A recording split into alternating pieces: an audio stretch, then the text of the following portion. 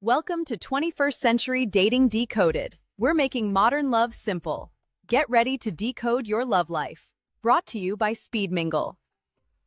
Welcome to 21st Century Dating Decoded, the official Speed Mingle Podcast, your ultimate digital companion for navigating the wildly unpredictable, often exhilarating, and ever-evolving landscape of modern love. Whether you are swiping right for the first time, rewriting your relationship goals, or stepping back into the arena after a lengthy hiatus, we are here to break down the rules of engagement with real talk, expert strategies, and zero fluff. Today we are zooming in on a demographic that is completely redefining what it means to look for partnership. Forget the old cliches of lonely hearts or settling for companionship. This is about an intentional, high-powered revolution of the heart. In this episode, titled Midlife Romance Reset, Why Dating Smarter is the New Standard for the Over-50, we are tackling the unique brilliance of dating in your prime. We're breaking down why the over-50 crowd is ditching the superficial games of their 20s and 30s in favor of emotional efficiency, radical clarity, and uncompromised standards. We'll explore how to leverage your life experience as your ultimate dating superpower, navigate the digital landscape with confidence, and curate connections that actually match your hard-earned wisdom. It's time to hit the reset button, dust off the expectations of the past, and discover what happens when you finally start dating smarter, not harder. So let's tune into our podcast host of the week. You're driving home thinking he was completely, undeniably, boring. Right, which sounds terrible at first. Exactly. For most of our lives, we've been conditioned to think a boring date is a massive failure. Like, a total dead end. Oh, 100%. Yeah. But in 2026, relationship psychologists are looking at that exact scenario and saying that that boring date is actually the ultimate green light. It completely flips the script on everything we've been taught about romance, doesn't it? I mean, we've been culturally programmed to chase the anxiety. Yes, the erratic heartbeat, the constant checking of the phone. The frantic wondering if they're going to call. Exactly. We've labeled that physiological panic as chemistry, but what we're seeing now is a massive societal realization that a calm nervous system isn't boring at all. No, it's the foundation of actual emotional safety, which is exactly the mindset shift we are digging into today. And it's such an important shift. It really is. Yeah. So if you're navigating the dating world in your 50s and beyond, you know the landscape has fundamentally shifted. You're looking for the ultimate shortcut to understanding midlife romance today, and we've got you covered. We are moving away from the chaotic digital burnout of the last decade, right? Right. And moving toward highly structured, intentional courtship. We're calling it the 2026 Playbook for Dating After 50. And we have an incredibly rich stack of sources to pull from today to build that exact roadmap for you. We really do. The materials we're drawing from represent a very clear behavioral turning point. So we're looking at the latest structural strategies from the relationship platform Speed Mingle, which is, entirely redefining how we physically meet. Right. And we're synthesizing expert insights from the media channel Second Act TV. That includes in-depth interviews with relationship coaches like Lori Gerber. And Joni Caldwell-Lerner, plus Bob Grant. Plus, we're layering all of that with the 4 new love rules for 2026. Those were laid out by Trevor Brandon Scharf, right? Yep, the co-host of the Done Being Single Deep Dive. And we also have insights from intimacy expert Alana Pratt and communications coach Bex Burton. It's a lot of incredible data. Plus, we have a genuinely fascinating sociological breakdown of mature courtship featuring commentary from pop culture icon Carmen Electra. Which is wild, but we will get to that. All these voices are converging on one central theme, which is how to date smarter, not harder. By prioritizing intention over illusion. But to understand the solution, we really first have to look at the psychological breaking point that got us here. A burnout. Yeah, the burnout. The sources all point to a specific epidemic that defined the early 2020s. Profound dating fatigue, driven by what sociologists are calling the candy store paradox. Oh, man, if you spent any time on dating apps in the last 5 years, you already know the exhaustion. It's the illusion of endless choice. You log on and the algorithm tells you there are like 10,000 singles within a 5-mile radius. Right, but instead of feeling empowered by those options, people are just hitting a wall of profound apathy. Because from a neurological standpoint, having endless options is actually paralyzing.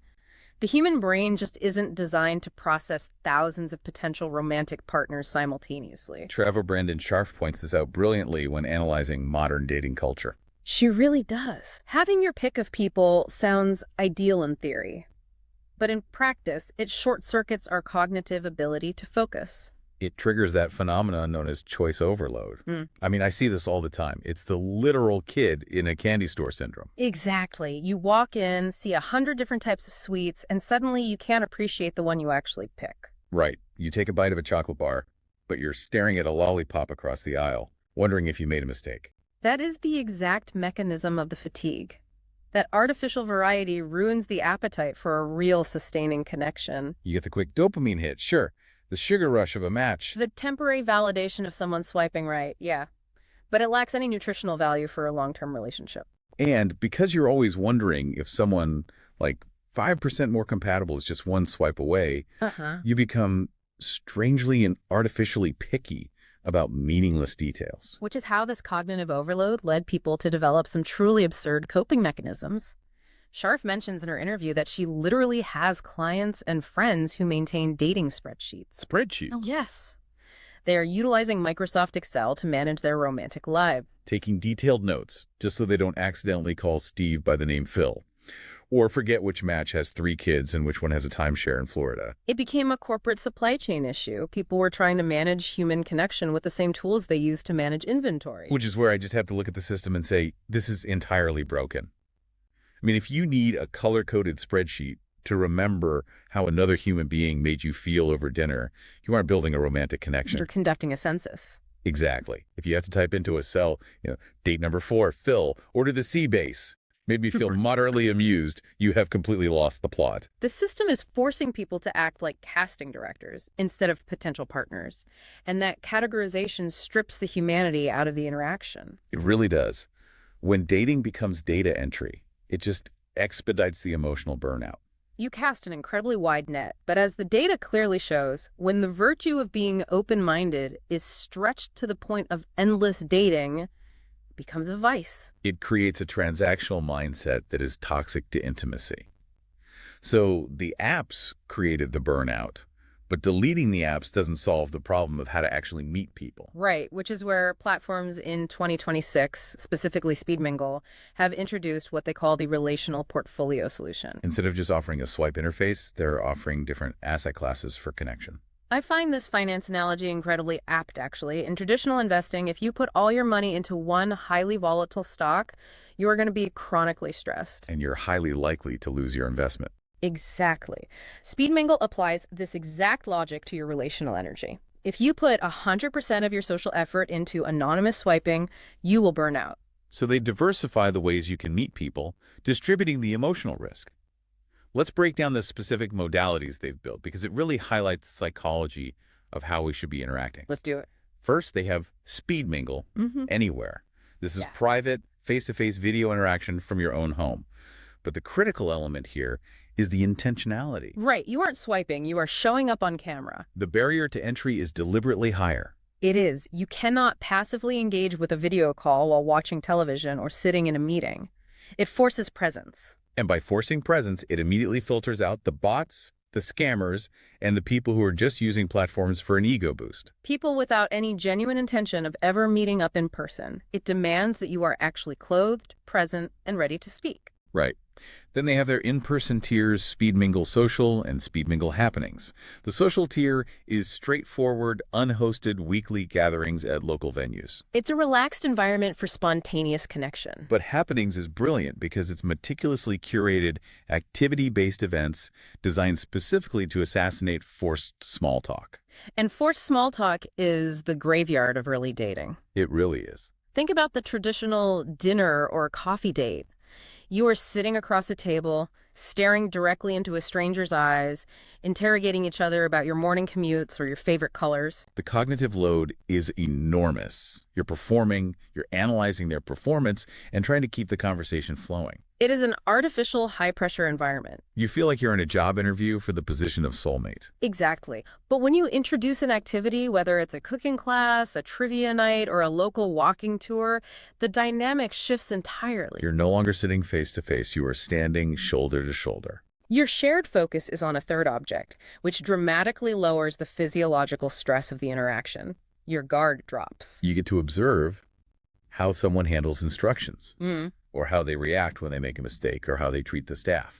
It is a much more organic sociological environment for assessing real compatibility. You learn more about a person by watching them try to assemble a piece of furniture than you do in 3 hours of rehearsed dinner conversation. So true. And then Speed Mingle takes this portfolio approach beyond just romance with Speed Mingle neighbors. Oh, this one is designed to cure the elevator nod. We all know the nod. The nod, yes. It's that tight-lipped, polite smile you give the person you've lived down the hall from for 3 years.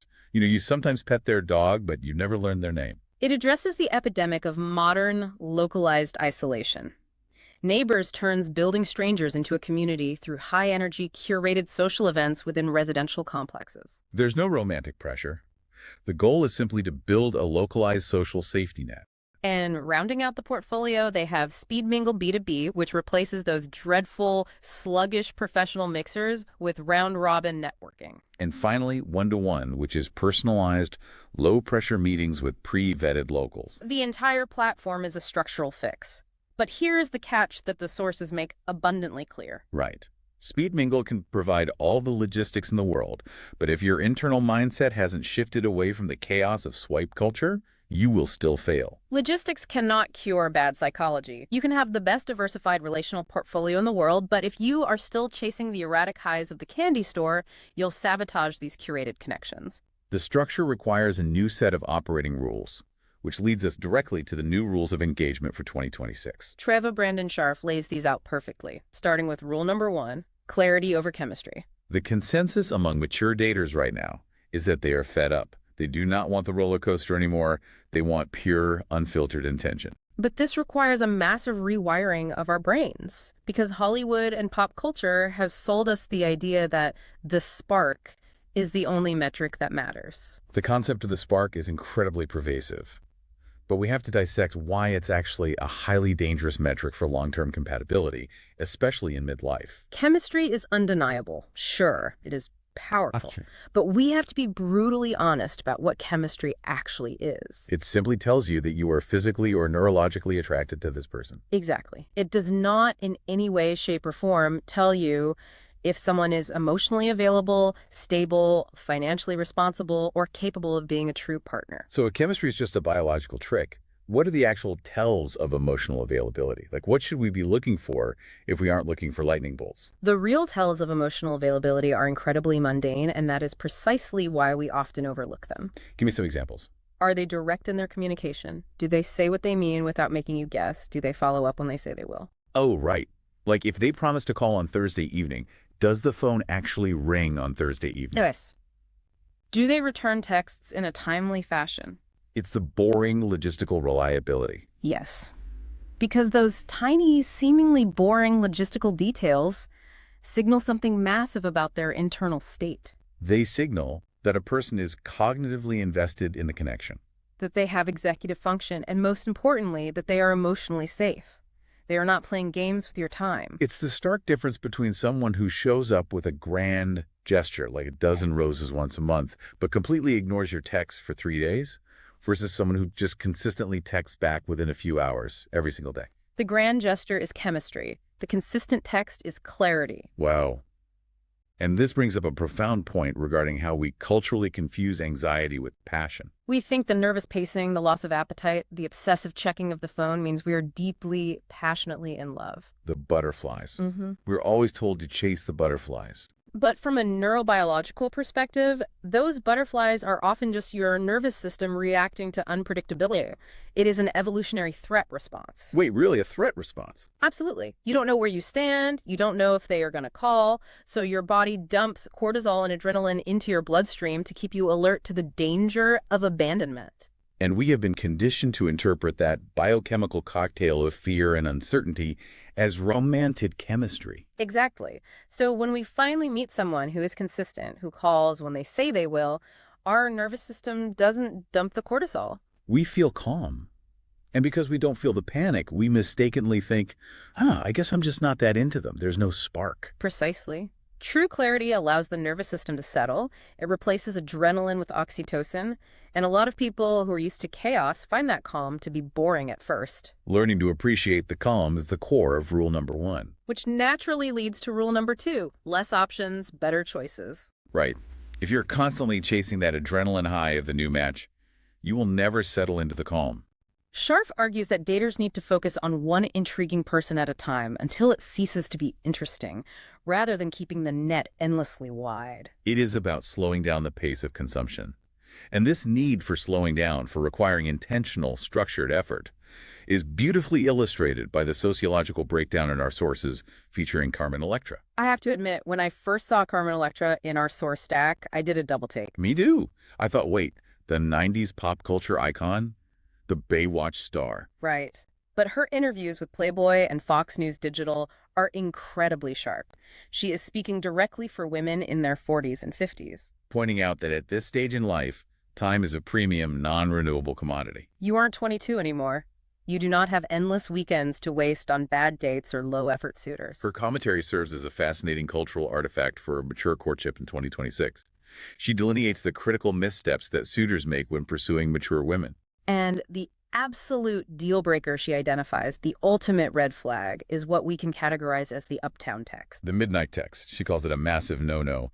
It's that text you get at 11:30 p.m. on a Friday night that just says, hey, I'm out downtown, come meet me at a bar right now. Let's analyze the sociology of why the uptown text fails so spectacularly with this demographic. Okay, lay it on me.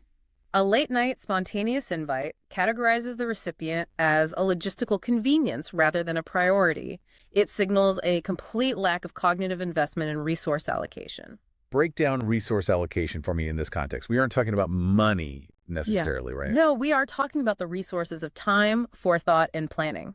Planning a Wednesday dinner on a Monday requires significant resource allocation. It requires securing a reservation, managing one's own schedule. And anticipating the other person's needs and availability, it explicitly signals to the prospective partner, you are important enough that I am allocating my future resources, my time, my attention to secure time with you. It proves that they were thinking about you when you weren't right in front of them. Precisely. The midnight text, conversely, requires zero planning. It is purely opportunistic. It communicates, I am already out, I am bored, my original plans fell through, and you are geographically convenient. And for a mature woman whose time is highly valuable, being treated as an afterthought or a convenience is deeply insulting. But hold on, let me push back on this, because I can hear the romantics screaming at their speakers right now.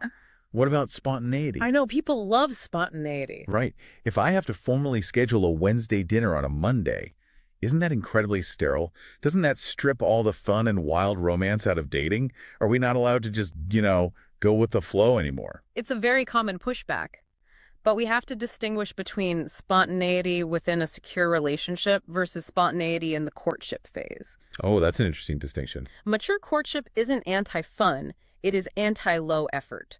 Spontaneity in a committed relationship where trust and intent are already established is wonderful. You can surprise your partner of 2 years with a weekend trip, and it's romantic. But spontaneity in the initial courtship phase often just masks a lack of intent. It is an excuse to avoid putting skin in the game. So it's a defense mechanism. If the midnight text gets rejected, the person can just shrug and say, whatever, it was just a casual thought. They didn't really risk anything. Exactly. Electra notes that while she absolutely gives subtle nonverbal cues, a glance, a smile, a sign of receptivity, she expects the suitor to make the formal first move. She prefers traditional courtship dynamics early on because it proves the suitor has the confidence, the vulnerability, and the intent required for a real partnership. It forces the interaction out of the superficial hookup culture and elevates it into the realm of substantive relationship building. So if a suitor wants to actually win over a mature partner, they had to put the spreadsheet away, stop chasing the chaotic spark, and actually pick up the phone at 3 p.m. on a Tuesday to say, I'd like to take you to dinner on Friday at 7. It is remarkably simple, yet it requires a level of vulnerability and directness that a vast portion of the population has completely unlearned in the digital age. Which brings us to the next massive shift in the 2026 playbook. Rule #3. Emotional safety is the new sexy. We are moving entirely away from chaotic intensity. And our sources offer a brilliant, highly practical diagnostic tool for measuring emotional safety in real time. It's called the post-date test. This is one of the most vital concepts daters can utilize. The premise is this. Stop obsessing over how you feel during the date, because during the date, you're performing. You're likely having a drink, there's music, there's ambiance, you're laughing at jokes. You are in a curated environment. The real test is how you feel afterwards, when you're finally alone. Picture the drive home. You are alone in your car, the radio is off. Are you calm? Are you thinking, well, that was a lovely time, I look forward to seeing them again? Or are you filled with angst? Are you frantically replaying the conversation, wondering, did I talk too much? Did I sound desperate? Was my outfit okay? Why didn't they kiss me? Will they call? The key here is distinguishing between normal, baseline excitement and toxic insecurity. Right. It is entirely normal to drive away from a great first date feeling a bit giddy and hoping they call. But if you are experiencing a severe physiological stress response, if your mind is racing and your stomach is in knots, that intense angst on date 1 or 2 is usually on you and your own internal triggers, not the date. Which is a tough pill to swallow. I mean, it's so much easier to blame them for playing mind games. But you're saying that if I'm panicking on the drive home after date 1, that's my baggage talking. In the very beginning, yes. On date 1, you do not actually know this person well enough for them to logically be the source of profound emotional distress. That makes sense. If their mere existence and a 2-hour dinner is causing you panic, you are likely projecting past traumas onto a stranger. You are falling back into the habit of trying to figure out if you are good enough for them. Seeking validation rather than assessing compatibility, you are manufacturing chaos. However, there is a crucial caveat here from Trevor Brandon Starf regarding the timeline of this test. Yes, the timeline is everything. If you are still experiencing that intense angst and anxiety by date 4, 5, or 6, the dynamic shifts entirely. By date 5, you should be settling into a rhythm. If you are still walking on eggshells, constantly wondering where you stand, or analyzing their mixed signals, it is highly likely the other person is avoidant or genuinely emotionally unsafe. At that point, your nervous system is not projecting. It is accurately detecting a threat to your emotional well-being. So date 1 panic is your own shadow, but date 5 panic is an alarm bell. Precisely. If they're blowing hot and cold by date 5, you must listen to your nervous system and walk away. That makes perfect sense.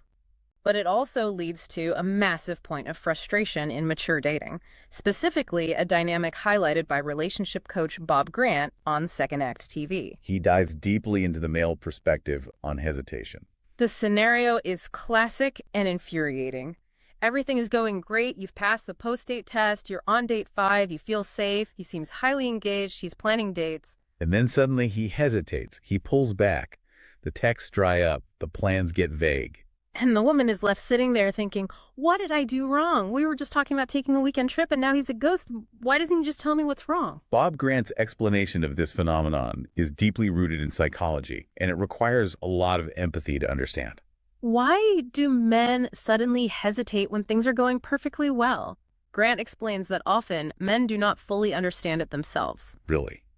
They don't know why they're doing it. Right. They do not have the vocabulary in that exact moment to articulate the internal shift they are experiencing. So they aren't sitting in a supervillain chair, maliciously plotting to ghost you and break your heart. Rarely.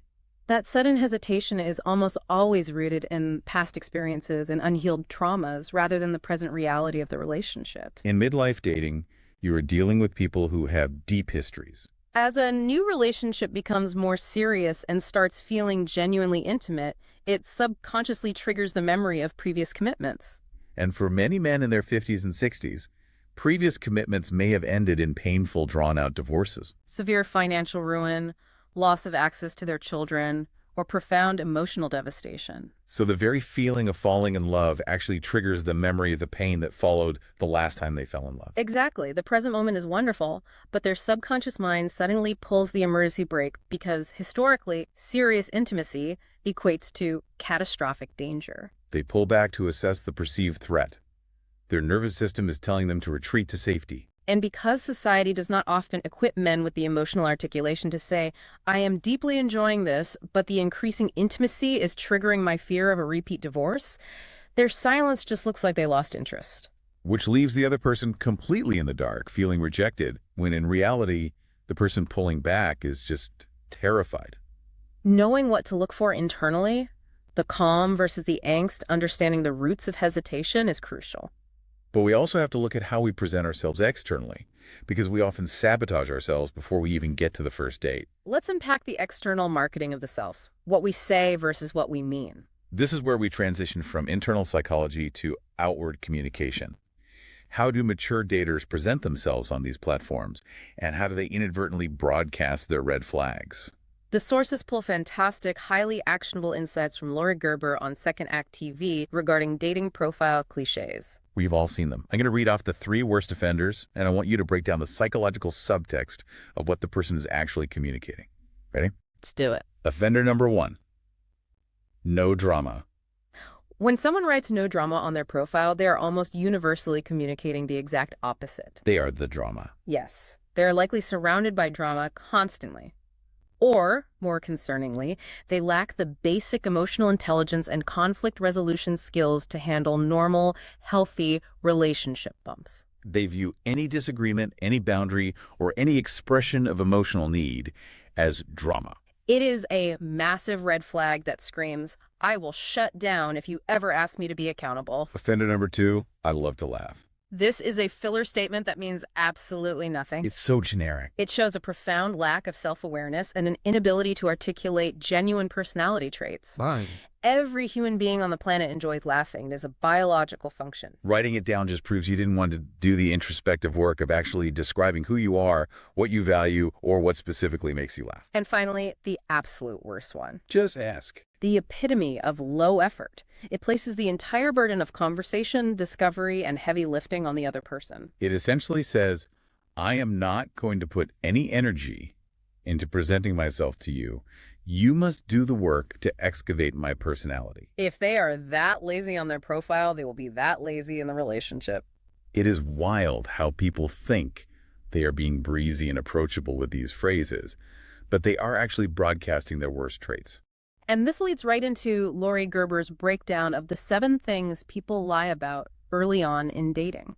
We really need to unpack these because there is a massive difference between lying out of normal insecurity versus lying maliciously. It is a vital distinction. People misrepresent themselves early in dating all the time, but we have to differentiate between marketing oneself out of a fear of judgment and fabricating a reality that prevents any authentic connection from forming. Let's run through the 7. Lie number 1 is the classic: age. Lying about age by 2 or 3 years is typically a marketing tactic driven by the strict algorithms of dating apps. People fear that if they turn 50, they will be filtered out of the searches of 49-year-olds. It's an insecurity about aging in a digital landscape. It's not great, but it usually stems from a desire to be seen, not a desire to deceive on a sociopathic level. Lie number 2, however, is a massive red flag: relationship status. Lying about being separated when you are actually still living with your spouse. That is a fundamental breach of reality. You cannot build a foundation of trust with someone who is actively hiding an entire marriage. That is deception, plain and simple. Lie number 3, physical appearance, specifically using photos from 10 years ago. This stems from denial and insecurity. They want to be desired as they were, not as they are. But it sets up an immediate failure on date 1 because the person walking through the door doesn't match the expectation. Exactly. Lie number 4, financial stability or career, exaggerating success. This is deeply tied to ego and societal expectations, especially for men who have been taught their worth is tied to their provision. But a relationship built on a facade of wealth will crumble under the weight of actual shared expenses. Lie number 5, intentions. Saying you want a relationship when you actually just want a casual fling. This is conflict avoidance. They know that if they state their true intentions, the mature pool of daters will reject them. So they lie to gain access to people who would otherwise filter them out. It's highly manipulative. Lie number 6, lifestyle and health habits. Saying you love hiking every weekend when you actually haven't left your couch since 2021. Aspirational lying. They're presenting the person they wish they were rather than the person they actually are. And finally, lie number 7, hobbies and interests. Pretending to love jazz music just because your date loves jazz music. This is an anxious attachment behavior. It's mirroring. They are so afraid of rejection that they erase their own identity to become a clone of the person they are pursuing, believing that identical interests are the only way to secure affection. Which perfectly transitions us into one of the most common ways we sabotage our own choices. Joni Caldwell Lerner warns against a very specific trap, especially prevalent among mature women. The I can fix him trap. This trap is incredibly pervasive. You meet someone and they have so much potential. They are kind, but they just need a little help with their communication style. Or their wardrobe. Or organizing their finances. Or navigating their relationship with their ex. Empathy is a wonderful trait, but Caldwell Lerner makes a critical distinction. There is a vast gulf between being a supportive partner and becoming someone's therapist, life coach, or parent. If you are doing the emotional heavy lifting for two people, you aren't in a partnership, you're managing a construction project. Precisely. The strongest relationships aren't built by changing someone. They're built by choosing someone who is already willing, capable, and actively trying to grow. If you have to fundamentally alter their behavior for them to be a suitable partner for you, you are falling in love with a fantasy of their potential, not the reality of the person sitting across from you. Now, here's another piece of external sabotage that I thought was fascinating, coming from Robert Manny. It's what I call the kid's first wall. He points out that many people proudly declare on their profiles or on first dates, "My kids will always come first." This is where we have to deeply analyze the sociological impact of language on the listener. But wait, let me play the advocate for the listener here. Isn't it incredibly noble to prioritize your kids, especially if you are a single parent or a devoted grandparent? It sounds good on paper, sure. Shouldn't a potential partner know immediately that your family is important to you? It is absolutely noble, and frankly, it should be an unspoken truth. But explicitly declaring, "My kids come first," as a banner on a first date unintentionally broadcasts a highly exclusionary and defensive message. How so? Like, what does the other person hear? It tells a new partner that there is a rigid, inflexible hierarchy, and they will forever reside at the bottom of it. It says there is no room for romance to truly grow here because the primary emotional space is already occupied and guarded. It sets up a competitive dynamic where there shouldn't be one. Healthy relationships are not a zero-sum game. You do not have to diminish your love or dedication to your children to make room for a romantic partner. By leading with a defensive statement like that, you are unintentionally building a wall to protect yourself from vulnerability. Wow. You think you're setting a healthy boundary, but you're actually just hanging a massive no vacancy sign on your heart. You're telling them not to even bother packing their bags. Exactly. And speaking of compatibility, there's one more myth Lori Gerber busts in our sources. The myth of identical interests. This ties back to the mirroring lie we discussed earlier. The idea that to be highly compatible, you must enjoy all the same hobbies, foods, and activities. I used to follow this completely. I'd meet someone and think, oh my gosh, we both love spicy Thai food, obscure 1970s sci-fi movies, and kayaking. We are soulmates. The stars have aligned. It's a very adolescent view of compatibility. Gerber explains that a healthy, mature relationship is built on respecting and supporting each other's interests, not mirroring them. Unless it is a core, life-defining, shared passion like Lotra's. You both dedicate your lives to animal rescue, or you both want to live full-time in an RV, different hobbies are not a deal breaker. In fact, they are healthy because it maintains individuality. Yes. Compatibility is about how you treat each other when you are pursuing your separate passions. If you love kayaking and they love visiting art museums, the compatibility test isn't forcing them into a kayak. The test is, are they supportive of your kayaking trips?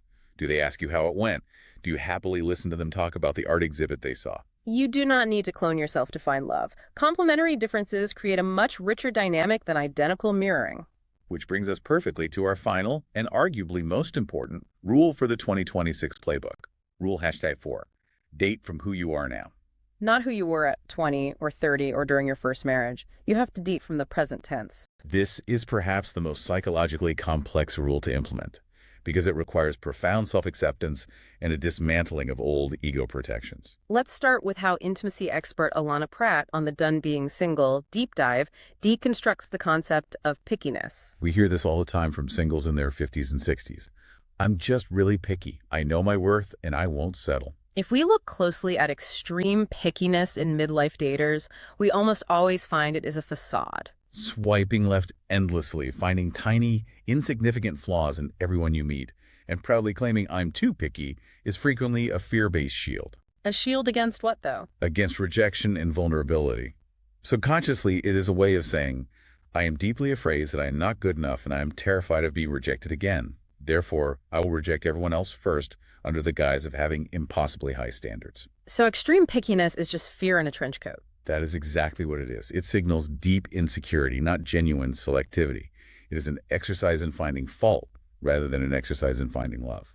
True selectivity is about having clear, unyielding boundaries regarding emotional safety, respect, and core values. It is not about dismissing a perfectly kind, stable person because they wore the wrong shoes to dinner or used an emoji you dislike. And speaking of boundaries, Bex Burton provides some incredible insights on this, specifically for people pleasers who struggle to assert themselves. There was a viewer comment highlighted in the second act TV sources from someone named Karen Russo that I thought was absolutely brilliant. She said that boundaries don't always have to be spoken aloud. This represents a highly sophisticated understanding of relational dynamics. We often think of a boundary as a confrontation, right? A sit-down conversation where we lay out our rules. Right, but Karen's example in the comments was so practical. She basically said, if you start yelling at me and calling me names during a discussion, the discussion is over until you calm down. You don't necessarily have to sit down on date one and deliver a 15-minute PowerPoint presentation on your boundaries. You just enact them. If someone raises their voice disrespectfully, you calmly leave the room. You end the phone call. You walk away. Action-based boundaries. They are the ultimate protector for singles who fear being unloved or have a desperate, deeply ingrained need to be liked. When you enforce a boundary through action, you are proving to your own nervous system that your emotional safety is more important than keeping a toxic connection. It is the highest form of self-respect. And having that self-respect allows you to do what Trevor Brendan Scharf calls owning your baggage. Because, let's be real, by the time you are 50, 60, or 70, everyone has baggage. It is mathematically and biologically impossible to live half a century and not collect some emotional weight. It is the reality of the human condition. Heartbreak, divorce, the loss of loved ones, career setbacks, betrayals. These are the accumulated realities of a fully lived life. Attempting to hide them is exhausting. I love to use a luggage analogy here. Think about it. When you're in your 20s, your baggage is maybe cheap plastic grocery bag. It tears easily, it's messy, your stuff is falling out everywhere. But by the time you're 50, your baggage is vintage, well-traveled, sturdy leather. It has character. It has thick stitching. It has stickers from all the places you've survived. Yes. It is something to be carried with dignity, not hidden in the closet. That is a brilliant metaphor. Treva emphasizes the profound power of owning your shit, to borrow her exact phrase. You survived your past pain. You navigated the disappointments and rebuilt your life. At 50 plus, you have polish, you have lived experience, and you have hard-won wisdom. Those are tremendous relational assets, not liabilities to hide. When you accept your past completely, no one can ever use it against you. It takes the shame completely out of the equation. And Treva also notes something vital for anyone hesitating to get back out there. You don't have to feel entirely ready to date. Because ready implies a state of flawless perfection that does not exist. If you wait until you are perfectly healed, perfectly fit, perfectly financially secure, and perfectly enlightened, you will wait forever. You will age out of the experience entirely. You do not have to be perfectly ready. You simply have to be willing. Willing to stay in discovery mode. Exactly. Willing to be genuinely curious about another person.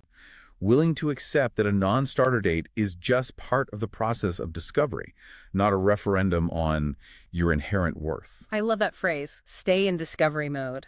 Yeah. And you can see this empowered, unapologetic, highly willing mindset perfectly reflected in the culture of the second act TV community. Just look at the merch slogans they feature for this demographic. It tells you absolutely everything you need to know about the 2026 mindset shift. Slogans are always a fantastic sociological indicator of a group's internal narrative and self-perception. They have shirts and mugs that boldly say, "Still playing the field, but now I own it," or "You're the only thing I'd never ghost." My personal favorite because you're not done yet. It's cheeky, it's highly confident, and it completely reframes aging.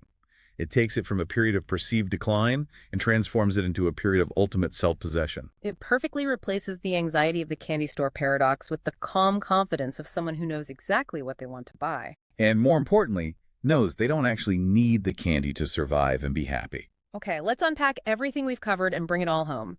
We have navigated a massive amount of sociological ground today. To quickly recap the 2026 playbook, we've learned that the smart money values absolute boring clarity over erratic chemistry. We are demanding traditional, structured effort, like a properly planned Wednesday dinner over the low-effort, spontaneous, opportunistic, midnight uptown text. We are aggressively dropping the meaningless, no drama and just ask cliches from our profiles because we know they communicate a severe lack of self-awareness. We recognize that extreme pickiness is often just a fear of rejection hiding in a trench coat.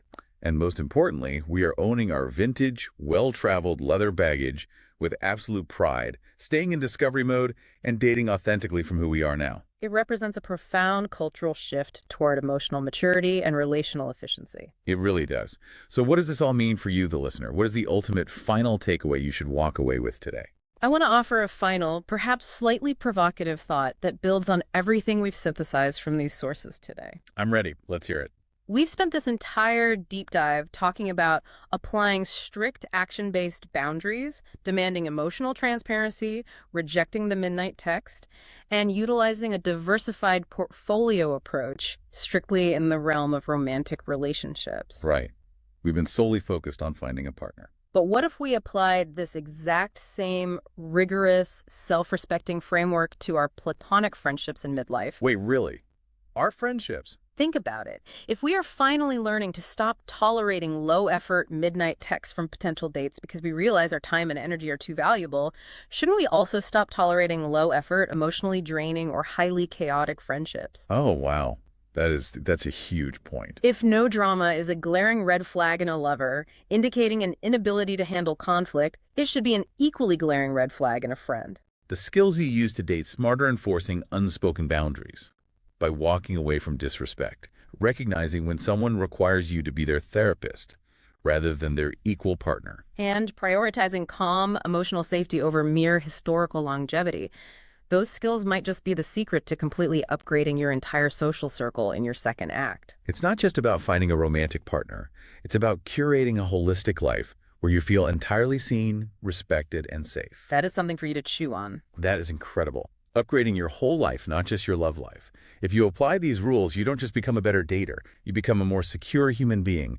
Stay curious, stay in discovery mode, and we will see you on the next deep dive. And that wraps up today's episode of 21st Century Dating Decoded, the official Speed Mingle podcast. If today's conversation proved anything, it's that hitting 50 isn't a romantic expiration date. It's a massive upgrade. Dating smarter means you no longer have the patience for game playing, aimless swiping, or conforming to outdated relationship timelines. You know exactly who you are, what you bring to the table, and what you're looking for. It is time to treat your romantic journey with the intentionality it deserves. Don't get left behind in the dating dark ages. A successful relational portfolio is always predicated upon intentionality and genuine connection. At Speed Mingle, we are strategically positioned to offer the efficient frontier for this new era of dating. We provide a diverse suite of tools, or asset classes, designed to minimize risk, maximize opportunities, and move you beyond endless text threads into substantive relationships. We are currently transforming digital courtship through 6 distinct, intentional modalities tailored to your lifestyle. Speed Mingle Anywhere facilitates authentic, face-to-face video interactions from the comfort of your private setting. Speed Mingle Social, relaxed, non-hosted weekly gatherings at established local venues for spontaneous, informal connections. Speed Mingle Happenings, meticulously curated, dynamic, activity-based events designed to foster natural engagement without the awkward small talk. Speed Mingle Neighbors, tired of the elevator nod? Turn local strangers into friends through high-energy, curated social events. No romance required, just great vibes designed to bring your building or neighborhood together. Speed Mingle B2B, stop wasting time at sluggish mixers. Our high-octane, round-robin professional networking format eliminates unproductive conversations so you can maximize your circle efficiently. Speed Mingle 1-to-1, launching summer 2026. Personalized, low-pressure meetings with local singles whose pre-vetted interests ensure an efficient route toward foundational compatibility. Never miss a beat of a strategy, or a reality check. Make sure you are plugged into the network to never miss an episode of the 21st Century Dating Decoded. Listen on the go. Find your preferred audio match on Apple Podcasts, Spotify, YouTube Music, Amazon Music, Audible, iHeartRadio, or Deezer. Watch on Speed Mingle TV. Access premium video content on YouTube, Roku, Amazon Fire TV. Just search for Speed Mingle TV Network within the Apps and Games interface or via the HRB TV network. Engage and subscribe. Secure your access to all future segments directly at 21stCenturyDatingDecoded.com. If you valued this episode and found our discourse on abandoning prescribed dating narratives informative, please take a few seconds to support our community. Activate the subscription button immediately so you never miss an episode. Leave a 5-star review to assist other growth-minded singles in discovering our program.